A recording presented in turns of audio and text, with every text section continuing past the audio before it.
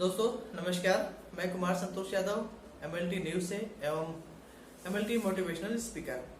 आज एक महत्वपूर्ण विषय पर कुछ इन्फॉर्मेशन आप लोग को मैं देना चाहता हूं, जिसमें अगर आप लोगों ने देखा होगा थंबनेल में, तो मैंने B Voc MLT bachelor in vocational MLT bachelor in vocational medical lab technology B Voc MLT के बारे में जिक्र किया हुआ है।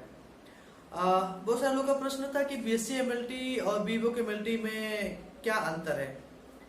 सिलेबस के हिसाब से और कोर्स के हिसाब से, ड्यूरेशन के हिसाब से कोई अंतर नहीं है। बीएससी एमएलटी 3 इयर्स का कोर्स है और बी वोक एमएलटी भी 3 इयर्स का कोर्स है। बट दोनों में डिफरेंस सिर्फ माइनर सा है कि बीएससी एमएलटी है और बी वोक एमएलटी है, बैचलर इन वोकेशनल एमएलटी।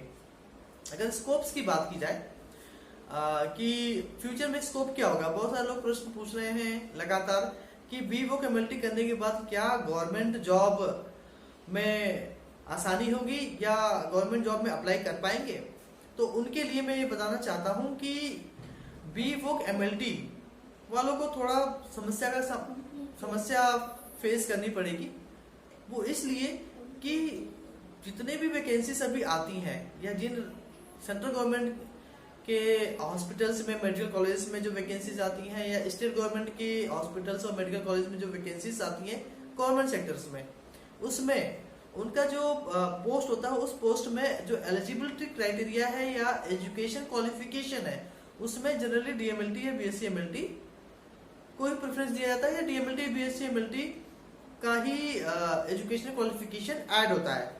तो अब चूंकि अगर आपने बी वोक एमएलटी किया हुआ है और अगर medical lab technologist, medical lab technician की पोस्ट आती है, उसमें डीएमएलटी एजुकेशन क्वालिफिकेशन दिया हुआ है या बीएससी एमएलटी या बीएमएलटी क्वालिफिकेशन दिया हुआ है, तो क्या आप लोग उसमें अप्लाई कर पाएंगे।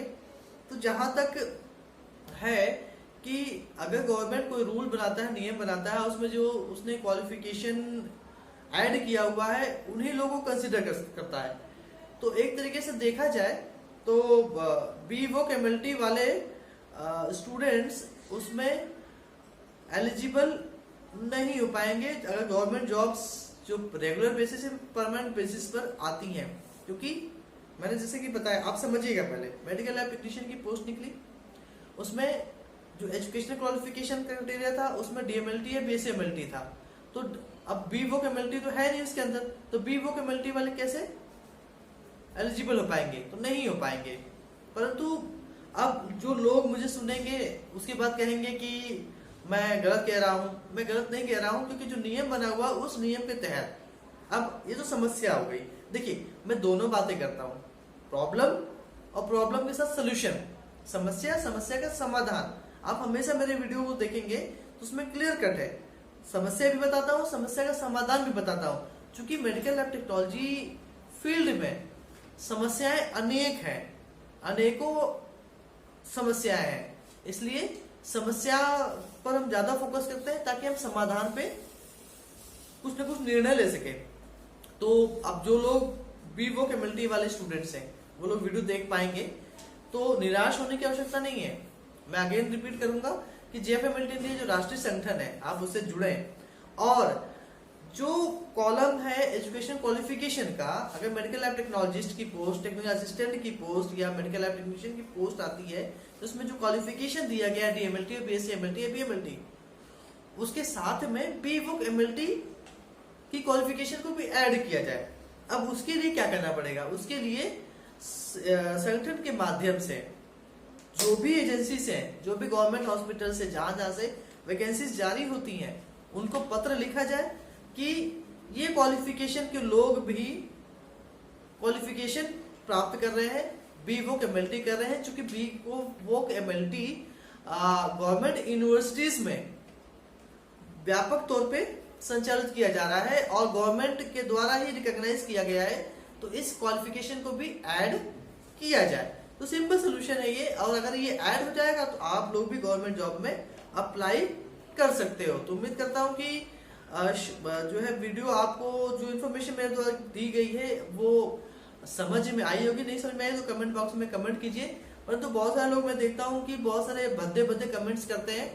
मैं उनको ये कहना चाहता हूं कि अगर आपको किसी प्रकार की कोई समस्या है, कोई दिक्कत है, आपको समझ में नहीं आ रहा है, तो आप, मैंने बहुत सारे वीडियोस में नंबर दिए हुए हैं, आप मुझे नंबर पर्सनली मैसेज भी कर सकते हैं, मैं आपकी समस्या का निराकरण करूंगा।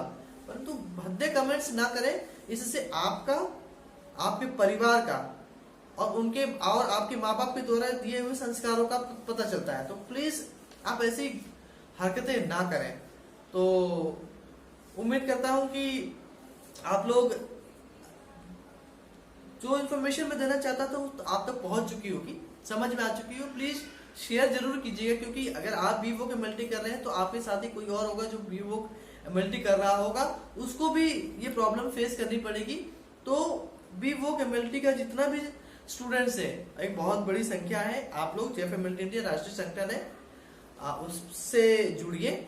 और डिस्क्रिप्शन में हमने बहुत सारा लिंक दिए हुआ है, उस लिंक को आप प्लीज देखिए। जुड़ने का भी लिंक है, कुछ बुक्स का भी लिंक है, जो कि आपको फ्यूचर में उपयोग हो सकेंगी। तो बहुत बहुत धन्यवाद।